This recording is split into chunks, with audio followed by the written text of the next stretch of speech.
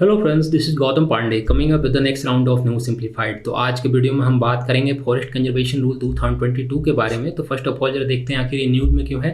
देखिए, recently ministry of environment, forest and climate change ने forest conservation rule 2022 को notify कर दिया है। तो इस वीडियो में हम फॉरेस्ट कंजर्वेशन रूल होता क्या उसे समझेंगे, साथ ही साथ जो 2022 का नया रूल है ये प्रीवियस रूल से कैसे डिफरेंट है उसे समझेंगे, और इससे रिलेटेड जितने भी कंसर्न रेज हो रहे हैं या इसके क्या क्या सिग्निफिकेंट होने वाले हैं उन सारी बातों को समझेंगे। तो चलिए शुरू करते हैं। सबसे पहले जरा समझते हैं ये फॉरेस्ट कंजर्वेशन रूल होता क्या है।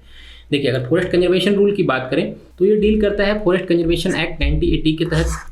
मीन्स फॉरेस्ट कंजर्वेशन एक्ट 1980 में जो भी बातें बताई गई हैं उसे इम्प्लीमेंट करने की कोशिश करता है। बेसिकली अगर लेमन टर्म में समझें तो ये जितने भी फॉरेस्ट लैंड है उसका नॉन फॉरेस्ट्री यूज कैसे हो उसे ये बताता है। मीन्स पूरा का पूरा प्रोसेस कैसा होगा ये इसे बताता है। इसको और ज़रा आसानी से समझते हैं। मान लीजिए कि किसी सेंट्रल गवर्नमेंट को या किसी स्टेट गवर्नमेंट को पर्टिकुलरली किसी फॉरेस्ट एरिया में रोड कंस्ट्रक्शन करनी है, हाईवे बनानी है, या फिर कोई रेलवे लाइन बिछानी है, या फिर माइनिंग करनी है, तो वहाँ पे जो लैंड है उसका एक्विजिशन कैसे होगा, इन सारी प्रोसेस को ये बताता है फॉरेस्ट कंजर्वेशन रूल। अब जरा समझते हैं कि जो प्रीवियस रूल था उससे नया रूल कैसे डिफरेंट है। उसके लिए समझना जरूरी हो जाता है कि पहले प्रीवियस रूल को जरा समझ लेते हैं लेमन टर्म में, उसके बाद समझेंगे कि नया रूल क्या कहता है। देखिए, अगर प्रीवियस रूल को समझने की बात करें तो इसको जरा ऐसे समझते हैं। मान लीजिए फॉरेस्ट एरिया है और यहाँ पर 5 हेक्टेयर से अधिक अगर कोई लैंड एक्वायर करना है तो उसके लिए क्या होगा, हमें सेंट्रल गवर्नमेंट से ऑर्डर लेना पड़ता है, अप्रूवल लेना पड़ता है। मान लीजिए यहाँ पर लैंड एक्वायर करना है 5 हेक्टेयर से अधिक, तो सबसे पहले क्या होगी, सेंट्रल गवर्नमेंट से अप्रूवल लेना पड़ेगा। सेंट्रल गवर्नमेंट क्या करेगी,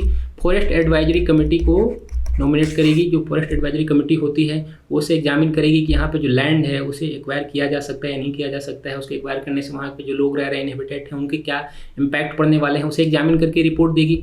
उसके बाद सेंट्रल गवर्नमेंट जो रिस्पेक्टेड स्टेट हैं उन्हें ये रिपोर्ट भेजेगी, बताएगी भाई यहाँ पे हमें लैंड एक्वायर करना है।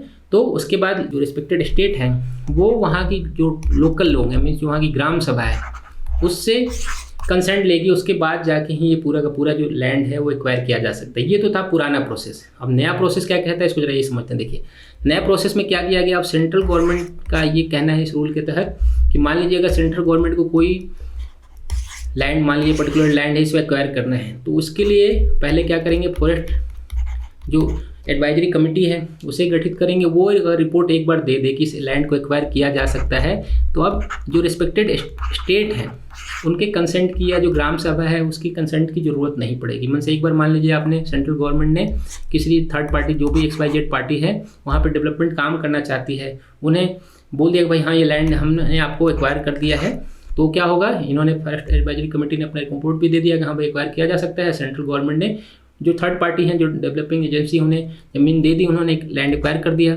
तो अब स्टेट की रिस्पॉन्सिबिलिटी बनती है कि यहाँ पे जो लोग रह रहे हैं उनका रिहेबिटेशन कैसे होगा, यहाँ पे जो भी मान लिया आदिवासी लोग हैं, जो ट्राइबल हैं, उनका रिहेबिटेशन कैसे होगा, या उनके लिए जो भी प्रॉब्लम फेस होने वाले हैं उसका कैसे समाधान किया जाए, ये स्टेट गवर्नमेंट करेगी। मीन सेंट्रल गवर्नमेंट का कोई रिस्पॉन्सिबिलिटी नहीं बनती है।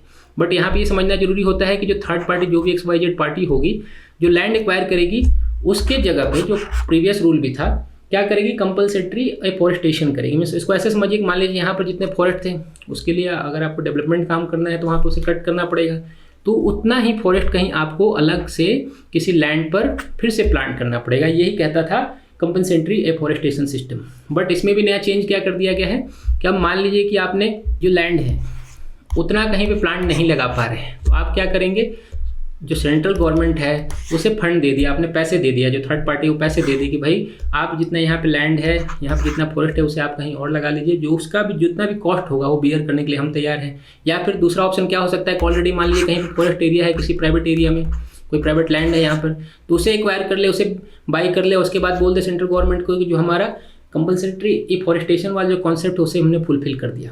तो यहाँ पर क्या हुआ कि अब जो स्टेट है या फिर जो ग्राम सभा वगैरह है उनका रोल थोड़ा सा लिमिट हो गया। मीन सब सेंट्रल जिसे चाहे, जो लैंड चाहे उसे आसानी से एक्वायर कर सकती है। इसलिए कहा भी जा रहा है कि अब पेड़ों को काटना, जंगल को काटना बहुत आसान हो गया है। और पर्टिकुलरली जो वहाँ लोग रह रहे हैं, जो ट्राइबल रह रहे हैं, उनके जो राइट्स वगैरह हैं उनका क्या होगा, इससे रिलेटेड अब बहस छिड़ गई है। तो अब जरा बात समझ लेते हैं कि आखिर इसका सिग्निफिकेंट क्या होने वाला है। उसके बाद समझेंगे कि इससे रिलेटेड क्या क्या कंसर्न है। देखिए, सिग्निफिकेंट की बात करें, जो लोग नए फॉरेस्टेशन रूल के पक्ष में हैं, जो उनको अच्छा मान रहे हैं, वो कह रहे हैं कि क्या होगा कि अब थोड़ा क्लियरिटी हो जाएगी जनरल पब्लिक में और एजेंसी। मान लीजिए कि NHAI को यहाँ पर रोड बनानी थी और ये फॉरेस्ट लैंड है, तो यहाँ पे क्या होता था कि जो प्रोसेस लंबा सा, क्या फॉरेस्ट एडवाइजरी कमेटी जाएगी, रिपोर्ट देगी, स्टेट गवर्नमेंट क्या करेगी, उस पर अपना रिपोर्ट देगी, फिर ग्राम सभा कंसर्न दे ना दे, तो क्या होता था प्रोसेस बहुत लंबा हो जाता था। उसमें क्या होती थी, जितने कभी कभी क्या होते हैं, बहुत सारे प्रोजेक्ट होते हैं जो प्रपोजल वगैरह ही, तो वो विद्रॉ वगैरह हो जाते थे, मीन्स ग्राउंड रियलिटी तक नहीं पहुंच पाते थे। प्लानिंग तो बहुत बड़ी बड़ी होती थी, बट वो एग्जैक्ट हो नहीं पाता था, और अगर होता भी था तो बहुत लंबा टाइम लग जाता था। मान लीजिए कि कहाँ 5 ईयर में कोई रोड बनने वाली थी तो उसमें 15 साल लग गए, तो लंबा प्रोसेस होता था। अब क्या होगा कि ये थोड़ा आसान हो जाएगा, मीन्स जो बीच के जो सर्कमस्टांसेज हैं, जो प्रॉब्लम्स हैं, वो अब दूर हो जाएंगी। ये सपोर्ट में कहने वाले लोग हैं, उनका कहना है। लेकिन जो लोग इसका विरोध कर रहे हैं, जिसको अपोज कर रहे हैं, वो इससे रिलेटेड बहुत सारे कंसर्न भी रेज कर रहे हैं, उसको भी जरा समझना जरूरी हो जाता है। इसको जरा समझते हैं।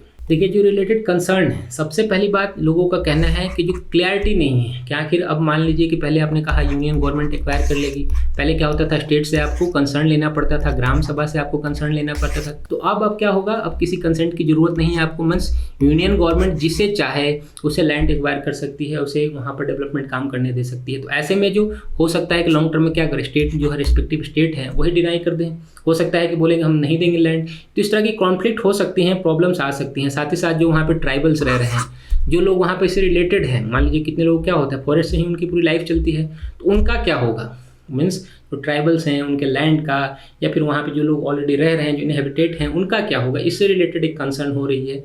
इसलिए कहा जा रहा है कि क्लैरिटी नहीं है कि आखिर भविष्य में होगा क्या। दूसरी बात, ये फोर्स कंसेंट वाली बात हो गई। पहले क्या होता था, आपको रिक्वेस्ट करनी पड़ती थी, अप्रूवल लेनी पड़ती थी स्टेट से, ग्राम सभा से। अब क्या हो गया, ये फोर्स कंसेंट हो गया। ऐसा नहीं कि आपको जरूरी है कि उनका कंसेंट जरूरी है। अब यूनियन गवर्नमेंट को लगा, सेंट्रल गवर्नमेंट को लगा कि भाई कोई XYZ जो भी बड़ी कंपनी है उनको ये लैंड दे देना चाहिए, उन्होंने इनसे क्या किया, जो एफॉरेस्टेशन वाला मनी है वो ले लिया। उसके बाद कहा स्टेट गवर्नमेंट को कि भाई आपको ये लैंड अब देना ही पड़ेगा, मीन्स फोर्स्ड है आपको, मतलब सामने कोई ऑप्शन ही नहीं है। जो ट्राइबल हैं या जो स्टेट गवर्नमेंट, उनके सामने कोई ऑप्शन नहीं है कि वो लैंड ना दे। अगर किसी वो ट्राइबल में भी जाते हैं, वहाँ पर भी उनकी बात नहीं सुनी जाएगी, क्योंकि ऑलरेडी सेंट्रल गवर्नमेंट ने ये रूल बना दिया है। तो ये प्रॉब्लम हो गई यहाँ पर। साथ ही साथ क्या हुआ, बहुत सारे जो विरोध करने वाले लोग हैं उनका क्या करना है कि गवर्नमेंट अब क्या कर रही है कि जो ईज ऑफ डूइंग बिजनेस है उसे प्रमोट करने के लिए ईज ऑफ लिविंग को एंड कर रही है। मीन्स वहाँ जो लोग रह रहे हैं उन्हें आप हटा दे रहे हैं, उनका क्या होगा क्या नहीं होगा वो आप स्टेट पे छोड़ दे रहे हैं। तो ये एक प्रॉब्लम वाली बात है। देखिए साथ ही साथ लोगों का ये भी कहना है, जो इतने एक्सपर्ट हैं उनका कहना है कि जितने स्टेक होल्डर हैं उनसे बिना डिस्कस किए इस तरह का कानून लाया गया है, रूल लाए गए हैं, तो ये प्रॉब्लम क्रिएट कर सकते हैं। क्योंकि आपने किसी एनवायरमेंटलिस्ट है या जो टेक्नीशियन है, जो लोग इस चीज़ की समझ रखते हैं, उससे आपने डिस्कस नहीं किया और आपने नया रूल पेश कर दिया, तो ये प्रॉब्लम होने वाला है। बट ओवरऑल समझिए गवर्नमेंट को चाहिए क्या कि जितने भी स्टेक होल्डर हैं उनसे डिस्कस करें। वहाँ पे जो इन्वायरमेंटलिस्ट लोग हैं, जो इस बात की समझ रखते हैं कि वहाँ लैंड एक्वायर करना चाहिए या नहीं करना चाहिए, लॉन्ग टर्म में इसके क्या इम्पैक्ट होंगे, इन सारी बातों को समझना चाहिए, उसे डिस्कस करना चाहिए। उसके बाद ही इस तरह का कुछ नया रूल इम्प्लीमेंट करना चाहिए।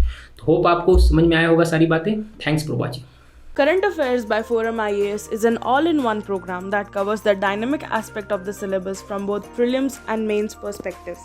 Last year, we have helped more than 100 students crack IAS with our current affairs classes.